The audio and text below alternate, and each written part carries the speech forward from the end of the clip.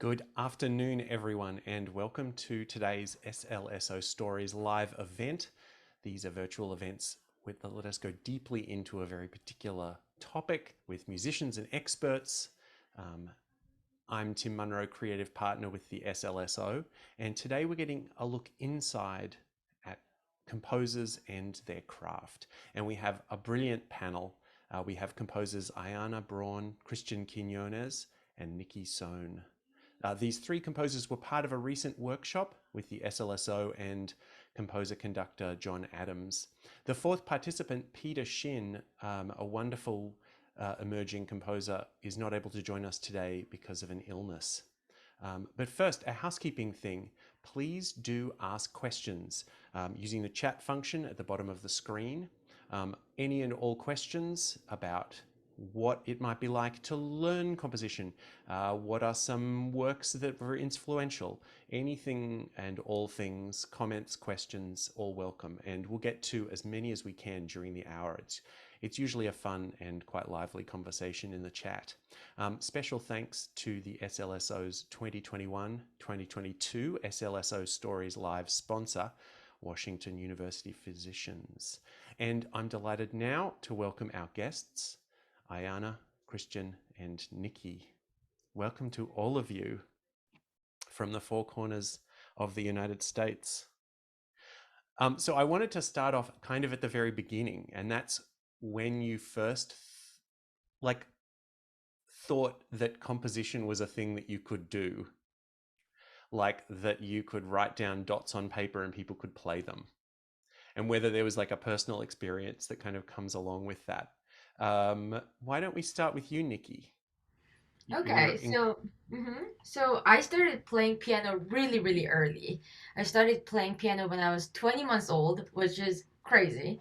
But I always felt like music was a part of expression, but playing somebody else's expression was frustrating for me. So I started improvising at a very early age, and even when I was like 7, 8 years old, I would always tweak little things in other people's pieces.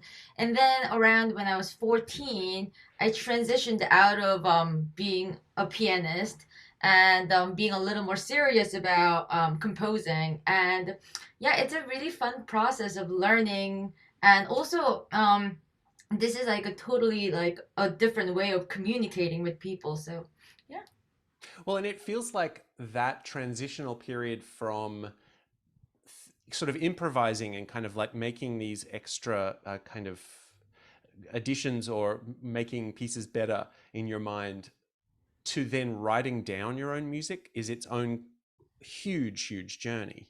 Totally. I mean, is that the hardest part about this? Is like you can improvise, but then like how do you write it? How do you actually write this down on as dots on paper that communicate to humans in an audience? Right. So like when you're improvising, it is happening right there and then it's gone. But when you start to write down things, you have to think a little bit more about if that's really the best thing you can do. So then I started thinking more about like a longer term forms and also like how I might use the instrument because when I was improvising, I was very limited to my own skills as a pianist. And I was an okay pianist, like not somebody that I would want to work with right now. But so, so I think learning other people's skills and also like utilizing what they can do as musicians, that was also like a very exciting part for me to compose rather than improvise. Oh, I love that. Now, Aiyana, I know that you come from an incredibly kind of artistically rich family, and it just like creation was like built into the way that you grew up. So how did you kind of go from that world to like music, and not just music, but like composition? Yeah, I really didn't know the difference between writing music or playing it. It was really just all inclusive. It's funny because I'm actually in my parents' house right now. It's my mom's birthday, and I'm in my childhood bedroom. And I found that this is my first piece. It's No. here in my drawer. I think I was like 5, and Can you bring it just a little closer to the camera? I apologize in Oh, advance. that's But amazing. clearly, very well written piece. But yeah, I went walking with an E instead of an A. But yeah, it was just always something I really loved doing, and When I was 8, I went to my parents and was like, you know what, I think writing music is just what I'm gonna do. And they were like, okay, and it's really great. And yeah, so it was never really a conscious realization for me. It was just something that I always did and I always enjoyed, and really fortunate to have grown up in that artistic household that was a reality for me, like one that I didn't even really need the name for. It was just like, oh, I enjoy music and this is what I'm going to do. So And does that still, like, that kind of like big, broad artistic vision, is that sort of still part of you as a creative artist? Because I know yeah. also you're a performer and also a conductor. Yes, it very much is. Yeah, I enjoy doing, all things, and, playing a lot of different instruments, not very well. But, I just really love the explorative approach of whatever medium artistically, even. It's just, we say we play music. And so I try to approach it very consciously from that playful perspective and, just from a place of enjoyment and love, because it's easy to get caught up in the semantics of what we do and all of that. And so, yeah, I just try to consciously move from that place. Joy and love. Yeah, I need to have those two just like above my like workspace. Definitely. That's a beautiful thing to always be reminded. Christian, you're, of the four of us, you have the most badass background at the moment, because you have just like your comp setup and your keyboard, but also just like an electric guitar there. So just like, is that a little window into your upbringing? Did you, Yeah. yeah, can you talk a little bit about that? Yeah, so actually that's a perfect segue. Yeah, so I like started like playing bass when I was 8 years old or 7, I think. And I took like it like really seriously. I wanted to be a performer. I wanted to be a bassist.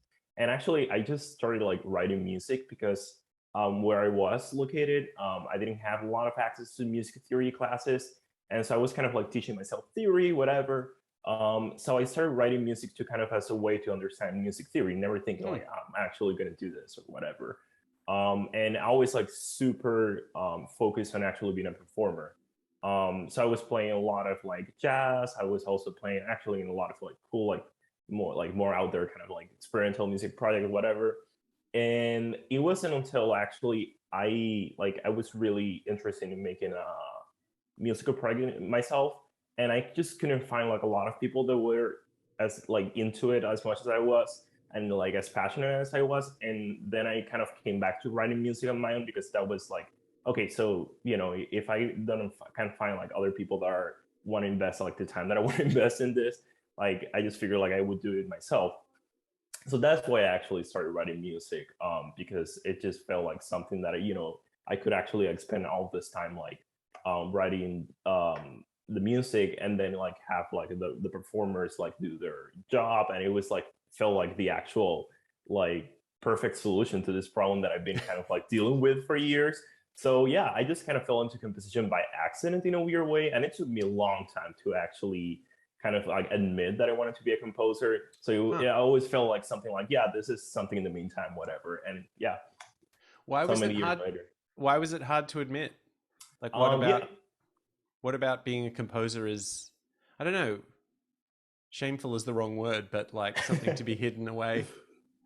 for me, it was not shameful at all. For me, it's actually more about respect. I think like every profession like has like you actually need to invest so much time, and at that point I felt like I was investing so much time in being a performer that it was like not actually something that I could just I'm gonna be a composer like from one day to the other. So in that way, like it was like this big change for me, and I just like didn't want to feel like I've been kind of investing all this time in trying to be a performer and trying to achieve these things, and then suddenly I'm gonna kind of pivot to do this other thing. So it was like actually more in coming from the place of respect to all this like composers that I really admire.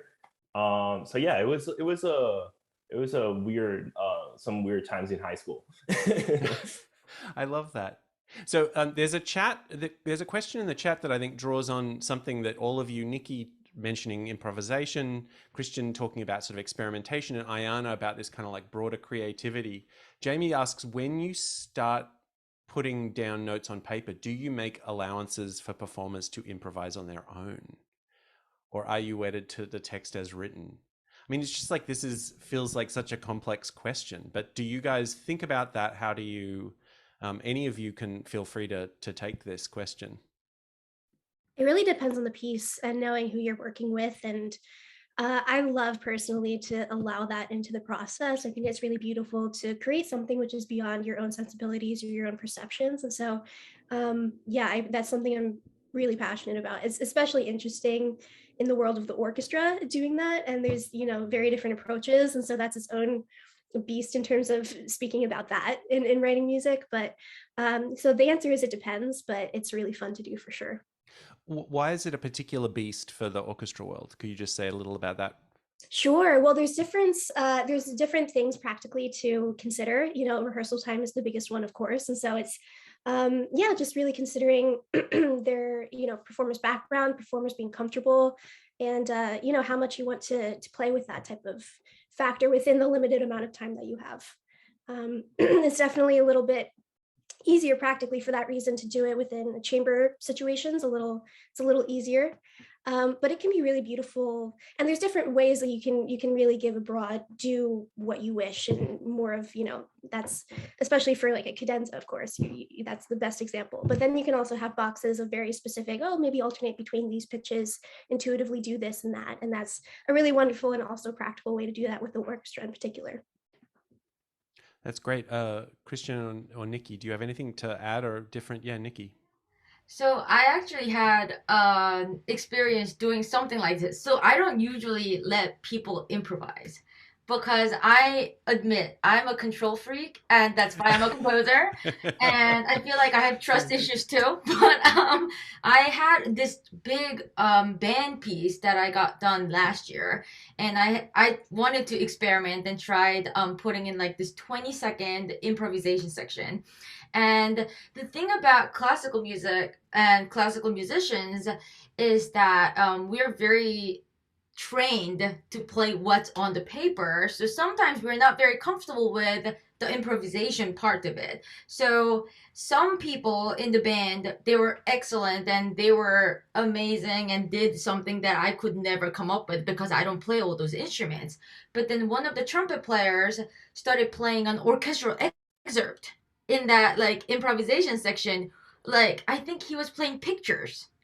And like when you hear that melodic thing, that's all you hear. And so I had to go back and edit my piece to be a little bit more specific about what I wanted in that improvisation section. So I think like Aiyana said, it varies and it depends. And like also like knowing those players, if it's a chamber setting, it's easier, but in a bigger setting, it could be challenging. That's so great. You're both thinking really clearly about the way to make the performers in many ways feel safe, feel comfortable. That sometimes giving freedom for a classical player is actually restrictive. And so by, finding that in middle ground that's super interesting. There's so many good questions in the chat. One of them is actually exactly where I kind of want to go next, which is a question from Phyllis about what are composition programs like at the college and graduate level? And I'll ask a slightly more specific question. What do you do to learn how to be a composer at university? So maybe Christian. That is actually a great question and a real big question. And it depends on a lot of context. But I think, that question on its own, like, what do you do to become a composer? How do you teach composition? I think it's like the big question that you spend like so many years like trying to kind of answer. But I think like a lot of it is just like, to be honest, just like studying other music and kind of like finding, I think like there are two kind of like moments, kind of like key moments for a lot of composers. And they may sound simple, but I found that talking with other people, there are like these two key moments that kind of define a lot. First of all, defining your own taste, which may sound weird, but like, yeah, just like having like, what do you want to do with your music? It may not be like something definitive that you're going to do for the rest of your life, but kind of like, what do you want to do? Like, what type of music do you want to make?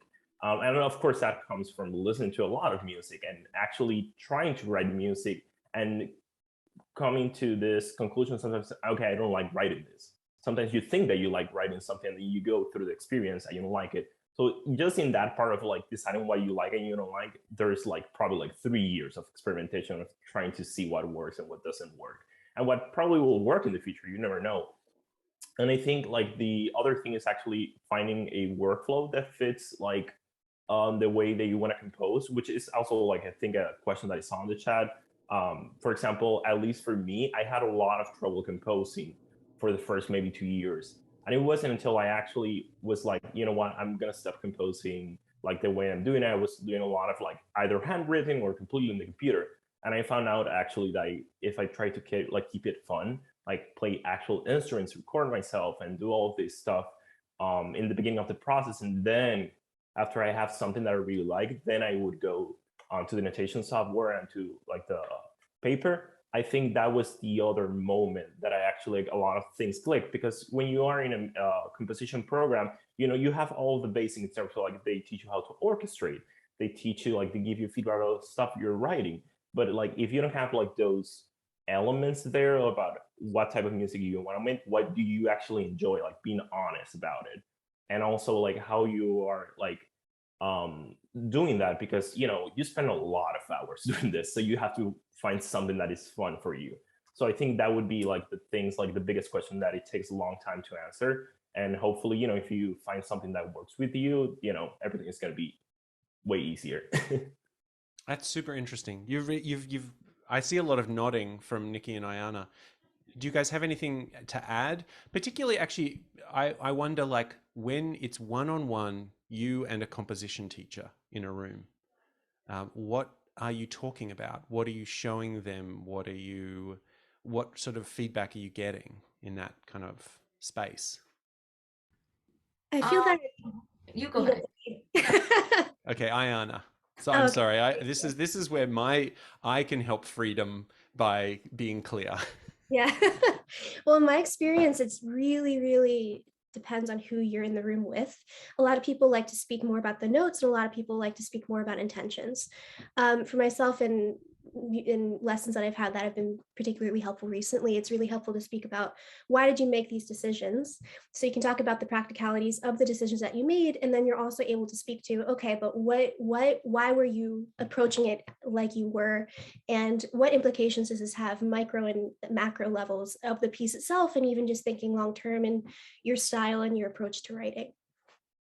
That's super interesting, because it makes it really the composition professor be then like also like very empathetic. Like they have to see the world from your eyes in a certain way to be able to like, you know, understand like, oh, I see this is a limitation for you in the way that you want to write music in the story that you want to tell, or something like that.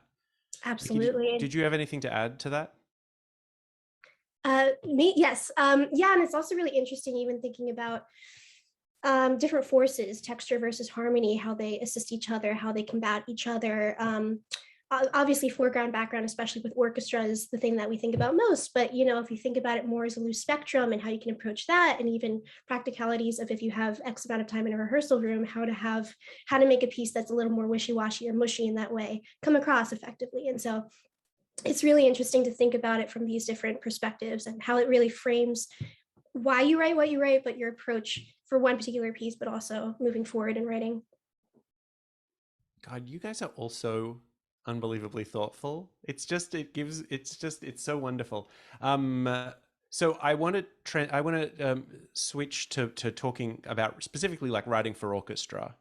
But there's a great question in the chat that notes that there are keyboards in everyone's screen. And Nicky, I'll start with you. A question about like, how do you begin writing music? Do you begin at the keyboard? Do you begin dreaming? Do you begin reading? Do you begin, you know, where do you sort of begin with each project? So I can't write a single note unless I know the title of the piece. I have a very specific way of approaching music.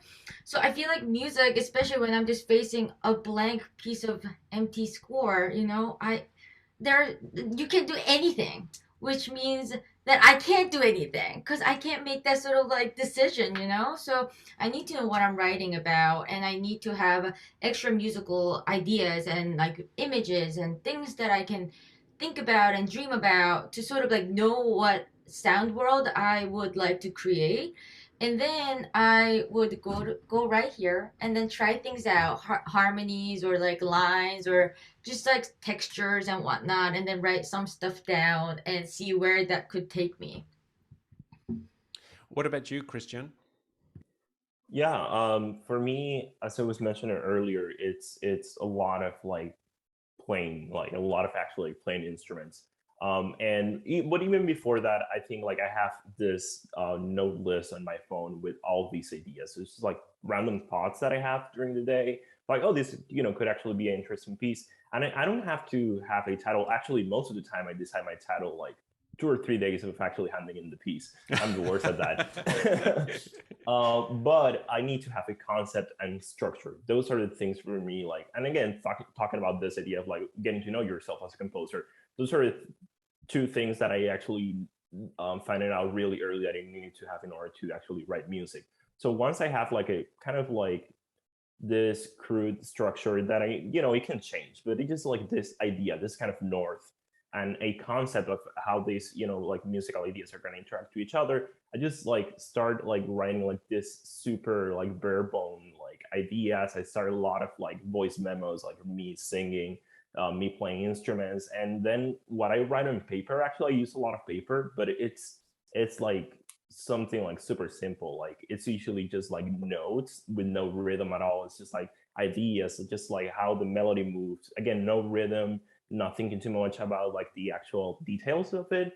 And then like once I have like everything kind of figured out and the kind of like how this is actually going to sound, and I'm like, okay, this is cool. Like then I go into kind of a computer and kind of like notate everything.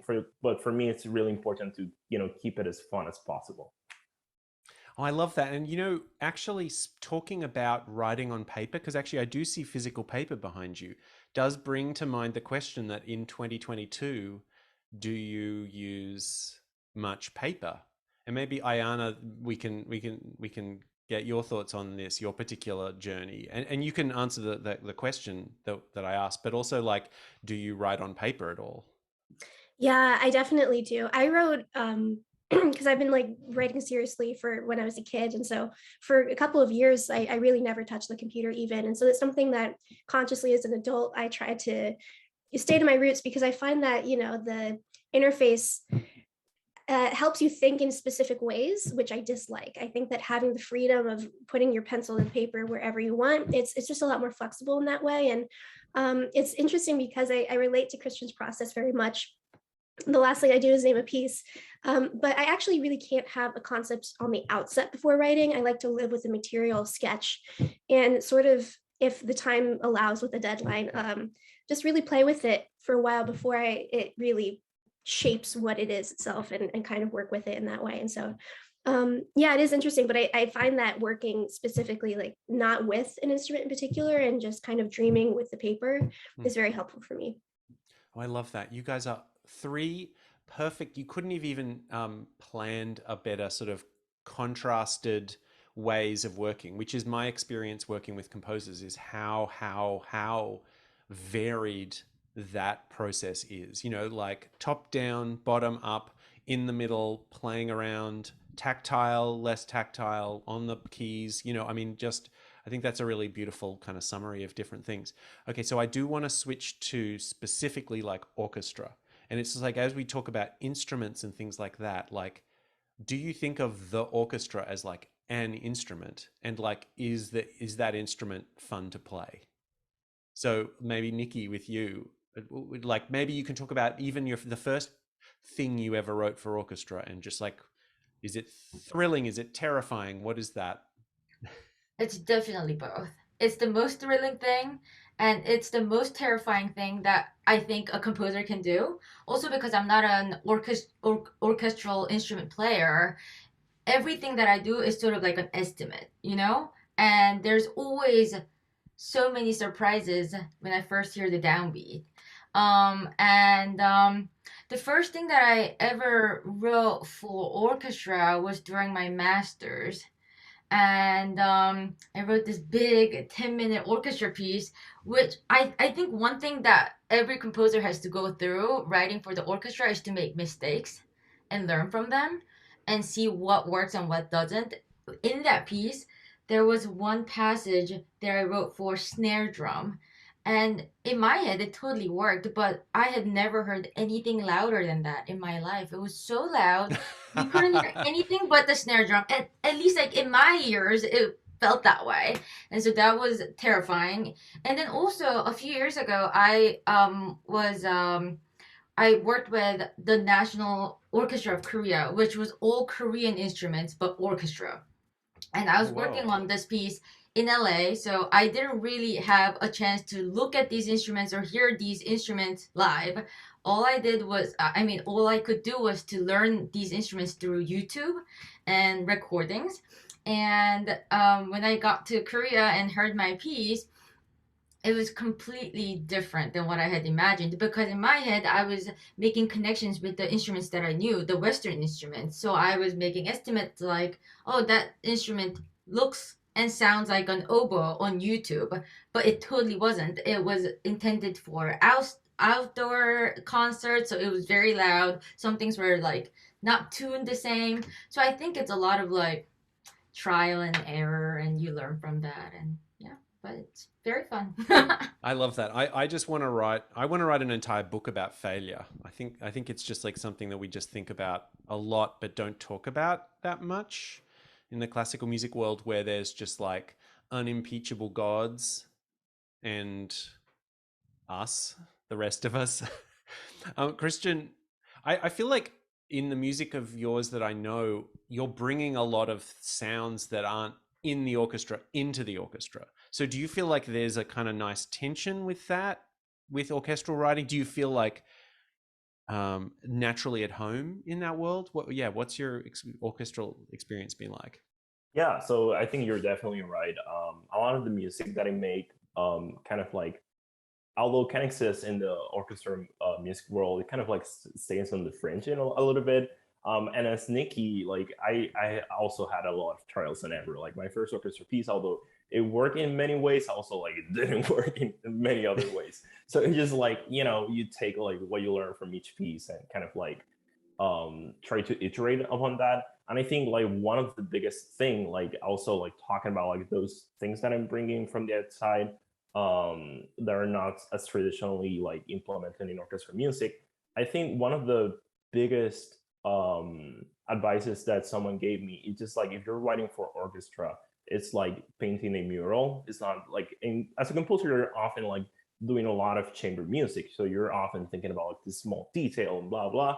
But when you're working with orchestra, it's like this low, big monster almost. So it's like, it's all about those big strokes. It's all about like, it's not super agile, but it's extremely powerful. And there is a lot of like power in that kind of like unifying forces. So I think like, when you're example for in the case of my music, where I'm bringing a lot of things from a lot of music, like there is a lot of like, okay, I want to do this and kind of like rethink that, like not the way that you would write it in like chamber music. It's just like seeing how you can actually like use the pros from like the what works in the orchestra world, and kind of like trying to view these musical ideas that are not native to like the music world, to the orchestra music world, and kind of like try to view that through that lens. And so you can get away with a lot of things for the orchestra. It's just, yeah, just like trying to play with what actually works for the orchestra, and again,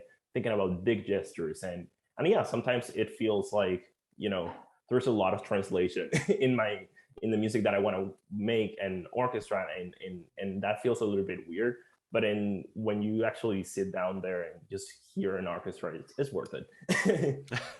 That's so wonderful. That's a beautifully sketched. And actually, like someone described, and this was like the opera world, but someone was describing to me their thoughts that like opera is a blunt object, and it's like powerful, but like sometimes it's hard to like get across all of the subtleties that you might otherwise want. But it's just like interesting kind of. Aiyana, you have an interesting background. You went to the Curtis Institute, where orchestral music is like maybe not central, but you told me that every year at Curtis you write an orchestral work, and that orchestral work is played by the Curtis Orchestra, Curtis Symphony.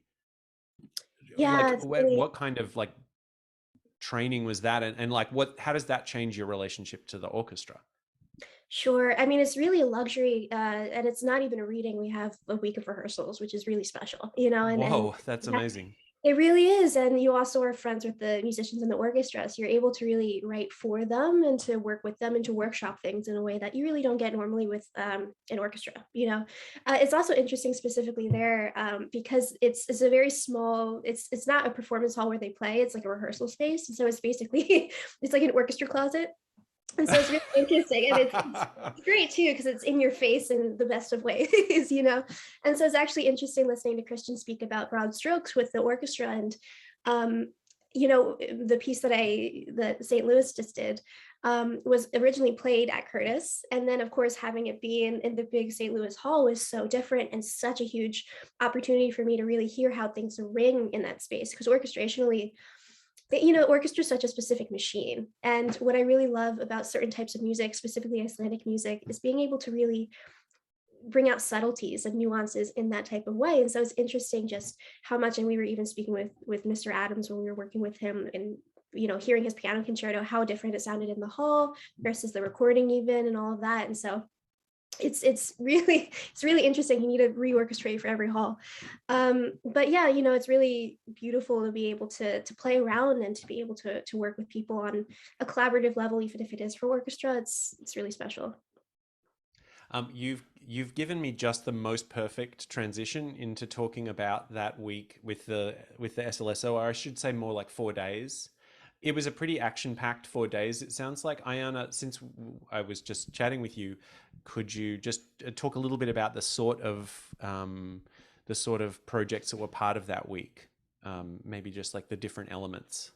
Absolutely. So every day if we didn't have rehearsal, we would attend Mr. Adams' rehearsal, and also we would meet with amazing musicians and the orchestra librarians. And every meeting was so thoughtful. Everyone who was meeting with us really thought about how can we share in a way that's helpful for you and exchange. And it was just so lovely, so genuine, and so helpful, all of it was. And what really resonated with me is everyone was so joyful in their music making. And it was really palpable. So it was just a really wonderful week. But it was really interesting because we would go between hearing Mr. Adams' piece or, rehearsing the Gabriella Smith, which is a very different type of work. And then to, of course, hear the four of us and to talk with each other behind the scenes and to see how things come together. Because, of course, it's a very chaotic type of process, the first, the second rehearsal and all of that. So it was incredibly informative. That's great. Yeah. Nicky, had your piece been played a couple times before this, or was this, no, hold on. This was the first performance, right? So what was it what is the experience of being a composer hearing your piece for the first time in a hall like that? Well, in a hall like that, I mean, St. Louis Symphony Hall is just so wonderful and so beautiful, and just being there and being a part of that like whole environment, it was one of the best things I've ever done in my life as a composer. I have to say that. But it was also really scary because I wrote this piece during the pandemic, and it was actually intended to be played with a smaller ensemble. It was written for St. Luke's chamber orchestra in New York, but then the premiere got postponed, and it's actually happening in this June. So hearing it with this gigantic orchestra, it definitely was a little bit different than what I had imagined, but it was awesome. But it was really, I was very nervous going to St. Louis because I had no idea how the piece was gonna work, especially after the pandemic. I mean, I had heard a lot of duos and solo pieces, but nothing bigger than really trio for 2 years. And then having this gigantic orchestra play this piece that I had never heard before, I was definitely scared. But yeah. Well, and I know you mentioned to me that you after the workshop, you went away and you did make some changes. You've made some significant kind of. Can you talk a little bit about like maybe even just what the process is to go back to a piece like that? Yeah, so we received recordings pretty shortly after the performance, which was really, really helpful because it was still fresh in my ears. And so what I did actually was I grabbed my friends from Rice and had them sit with me, listen to the piece together, Oh, and wow. tell me what works and what didn't. And also, I had a really great session with my violinist friend. I had her play through the first and second violin parts in front of me and see what worked and what didn't. And I made a lot of little changes so that I would have less string crossings because I talked about that with Mr. Halen at the symphony, and like seeing how it was played on the physical instrument, it really made me think about how to write for orchestra a little bit differently. Because when I'm writing the pieces, I'm very much alone. And like in my head, it makes sense, but because I don't play all these instruments, I make gestures and, like decisions that might not be the most idiomatic. So it was very helpful. And I also heard the piece with several teachers of mine at Rice and heard feedbacks about balance issues and what worked well, what didn't. So I also made some cuts just so that the piece would flow better and would have a little more focus. And some things also had to be a little bit longer. And so I'm working on those sections that had to be expanded in time. I mean, that's like a beautiful kind of thank you for like taking us behind the scenes of that, because like a lot of that is very personal work that then as you're showing it to more and more people and you're like absorbing more and more feedback. I mean, it's going to be badass when it comes out in June. I think that's wonderful. So congratulations for that work. Christian, you were talking about like the tension between sometimes between your kind of natural instincts and the orchestra. This was not the first performance of your work. How did this one kind of compare? What is it like to hear a work with different musicians, a different hall, a different conductor, a different vibe? Yeah, and even like similar to Nikki, for me it was also like a big change because the piece was originally for Sinfonietta, which is like each one performer per instrument. So it's a more reduced sound, it's more agile sound, it's more personal, and you can get away with a lot of things in terms of like difficulty. Um, and then like when I did the reorchestration for this opportunity, I actually went for a chamber orchestra, which is still not as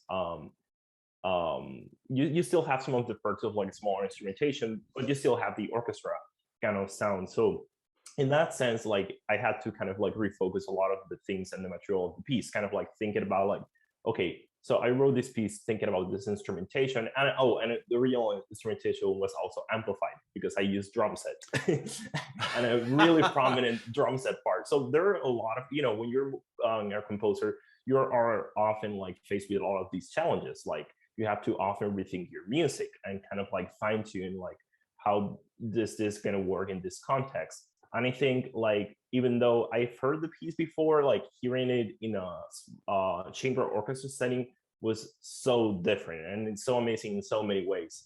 And I think like kind of going into kind of the details, like yeah, there are a lot of like things. For example, the string writing when you're writing for a sinfonietta, which is just like usually the string quintet, you kind of write the same type of thing that you're gonna write for a chamber orchestra. Like the writing has to change in order for that to sound like a chamber orchestra.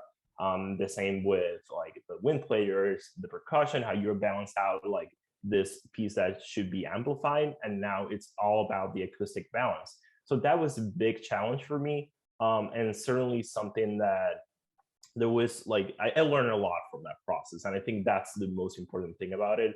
And also like really happy with how everything turned out and like how welcoming everyone was, how amazing Stefan as conductor is. I mean, she's so incredible. And I think that was kind of an instrumental part of that experience, kind of like getting there, like seeing what was working or not, and making some. I also made some adjustment after the performance. So yeah, it's always like again this kind of like learning experience that you kind of like keep doing. Yeah, and just to be clear, you're talking about Stephanie Childress, who's the SLSO's assistant conductor, who was conducting the orchestra in those sessions, who is also just one of those absurd musical minds and musical talents, who's so young and brings so much variety of music making and experience, even though she's, you know, I mean, she is quite young, but also like just a huge talent. We're going to do a little lightning round. So we're going to like hit some questions that are in the chat. The first one is from Jim about resources for somebody who doesn't necessarily want to go to school. So like for composition, but so Jim says, I'm a retired educator who's been writing and performing original singer-songwriter music most of my life. I hear more complex compositions in my mind and want to write pieces for orchestras. I prefer not to go back to school to get a degree in composition. What resources, books, software, teachers, online courses would you recommend? So any of you can feel free to take any part of that. Just the idea of somebody who, as a mature age person, looking to kind of skill up so that they can really like tell stories as composers. The first two things that come to mind are just orchestration books that are like our Bibles, you know, and the ones that I use most often are Sam Agler's Techniques of Orchestration, and then Alfred Blatter's orchestration book as well. But there's a lot. There's like a Rimsky-Korsakov book. There's a million different things that you can do. But also, I think the most important thing is just listening and being aware of why you respond to certain things and certain pieces, and really being able to vocalize why. And in that, I identify what you would want to do compositionally. And yeah, just listening a lot and being really conscious of why you want to do what you want to do.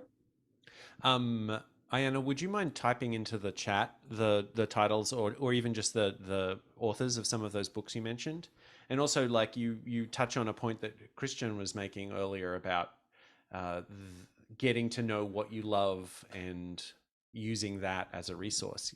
You know, it just occurs to me that like in learning more and more about Bach's life and music work, that like almost essentially the first 5 years of his career is copying other people's music, literally taking the scores. And of course, at that time, there were no photocopiers, so it was also had a practical purpose too. Christian, did you have any thoughts, or Nicky? Yeah, actually, I think one of the important things is to know that there is no actual, like, correct way of doing this. There are a lot of resources out there, and you need to decide yourself, like, what is actually useful for you. So I think that's a big thing. Like, don't feel like, I have to do this, like, specific steps to be a good composer. And having said that, also like be unaware that sometimes you can get into the weeds of like, yeah, it's super important to, get your technical stuff in terms of like orchestration, like your ranges, that you make sure that you're writing things that are possible, stuff like that, which a lot of that is also going to come to trial and error. So, but yeah, it's important to have that. But I also think it's important to always remind yourself that, yeah, I'm a composer, I'm making music. And although this technical stuff, it's like super important, but also like, always keep it just, yeah, I think we all go back to, keep listening to music and studying scores. I think that's what I've learned the most out of, like, just like take a score of music that you absolutely love and kind of like go play by play about what the composer, he or she is doing. I think that's, to me, like the thing that I learned the most. Yeah, and it occurs to me because I've done a lot of work with young composers, but I had an opportunity to work with a group of amateur composers. Amateur is the wrong word, but sort of mature age people who were experimenting with things. And even just getting in the room with 3 or 4 musicians and trying things out, friends, relatives, any human beings, that kind of connection to music making, and you'll learn a million things every time you meet. And I love that just like kind of almost hands-on experience. Nicky, did you have a thought to add?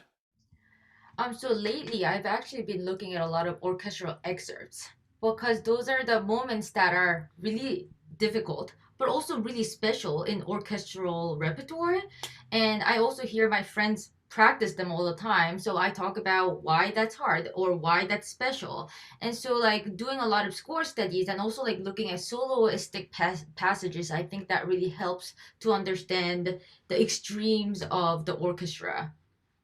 Right, and all of those, all of those parts from orchestral music are for us like how we develop a sense. I'm a flute player. How we develop a sense of what is idiomatic, what is like comfortable, what is okay, there's a question about that was a beautiful. Those were beautiful answers.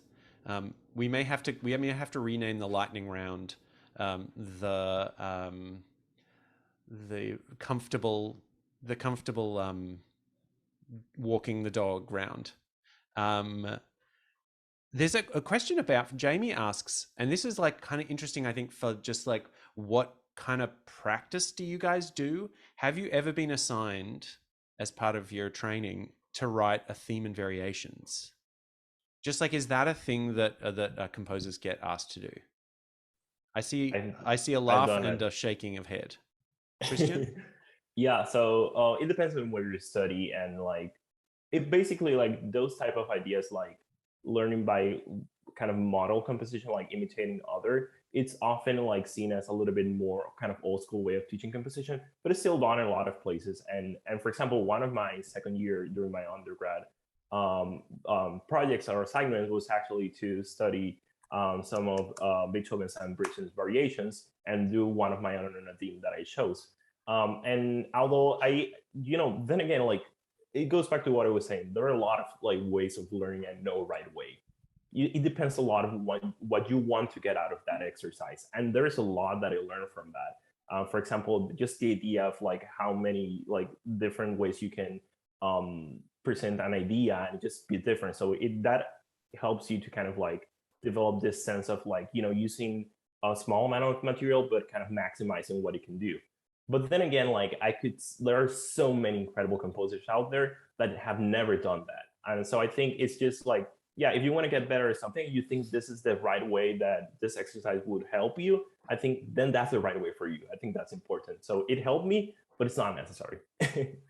That's beautiful. Also, we think of theme and variations as this kind of like there's the theme, then there's variation one and variation two, and et cetera, et cetera. But actually, there are many composers today who are writing music where an idea is explored, is sort of like taken for a walk. I mean, I think about the English composer Thomas Adès, and so much of his music comes from that world that we don't call it theme and variations maybe in the way that we once did, but that notion of, again, taking an idea for a walk is definitely like present in modern composition. There's the hardest possible question that none of you are going to want to answer, but I do really want to hear your thoughts about it, from Beverly. Beverly's interested in the business model of composition. Obviously, you have to make money. Who pays for premieres, for instance? How do you control distribution? And they will add to that, like, is teaching an important part of that? Is, what other kind of thing make up a kind of, and you, all three of you are in early career, so you can answer this in whatever way you might feel comfortable. Does anyone want to field that? Nikki. I'll go ahead. I think as a composer these days, we have to do so many different things to become a composer and to sustain a life as a composer. I teach privately. I also teach a class at Rice. I'm teaching composition for non-majors this semester, which has been really, really fun. I also teach younger kids. I go to elementary schools to do outreach projects, and so I do all sorts of teaching. I also do a lot of engraving, because I mean we all have skills to do engraving jobs. Can you talk about what that, even just very quickly, sort of what engraving means? Yes, so actually right now I'm working with a songwriter and I have a bunch of music actually. So he only hand writes music and he wants to digitize all the songs that he's been writing for the past 30 years. So I've been doing this for 2 months now, and I basically insert whatever musical material he has on the computer and make into a PDF file so he can print and access. And about being a composer. So we also get commission fees depending on who's commissioning and what kind of project or the duration, all these sorts of information, the fees can differ. We also, I mean, I also apply to a lot of grants to do projects that I would like to do personally and also with my friends. So there are a lot of avenues to make this financial struggle be a little bit less. But yeah. Thank you. I mean, thank you so much for again, like taking us into that world, which is, you know, the kind of central question of like, I have this drive to be a creator, but also I live in America in 2022. Aiyana and Christian, do you have anything to add to that or your own personal experiences? Definitely. Well, this year, actually, I've been working as an assistant to a composer I absolutely love, Ted Hearn. Who's also an amazing human. So it's great when those things align. But it's been really interesting because I've also done a lot of copy work, which is similar to engraving work, except it's basically a composer writes a score. Let's say it's an orchestra score, and then I extract each part and make it for flute one, flute two, etc. But it's really interesting because a lot of other things that I do for him are making mock-ups, which is, you know, to make the MIDI file and to basically give the performers and give the commissioners a sense of what the music is going to sound like. That's not just on the page. So I make those files. And it's really interesting. So I think it's an interesting thing for a young composer to do, especially is to sort of see a successful composer's business model, how they do what they do, conversations that they have. And there's a lot of different things to do. Like it can be like an apprenticeship in that way too. So that's another sort of side of the industry that composers can explore a little bit as well. Thank you, Aiyana. One final question, and this is just kind of a like, what is exciting you at the moment question. What is exciting you? It could be a piece that you're writing. It could be music that you're listening to. It could be an idea for the future. What is, you can take it wherever it might be. Christian, how about we start with you? Oh, that's a difficult question. So immediately two things come into mind. First of all, yeah, I'm working in a solo soprano sax piece with electronics and like some kind of like cool machine learning AI kind of voice resynthesis, which is really cool. You know, I think that's also important to kind of like, yeah, go out and do things that are different. So that's been really exciting for me, learning a lot about that process and kind of like figuring out how to do it. That's been super exciting, kind of like something to, you know, break the usual kind of routine of being like making music. That and also in terms of music, I've been listening a lot to an album. I can put it in the chat, but by Wet Ink Ensemble, a fantastic album, great ensemble, highly recommend. Yeah, I'm gonna put it in the chat, the title. Yeah, Wet Ink, a New York-based group of just basically like we might call them in like a class, like a kind of new music supergroup, and just like creating music that is so dense and so complex and yet is like powerful also at the same time, it feels like. Who should we go next? Aiyana.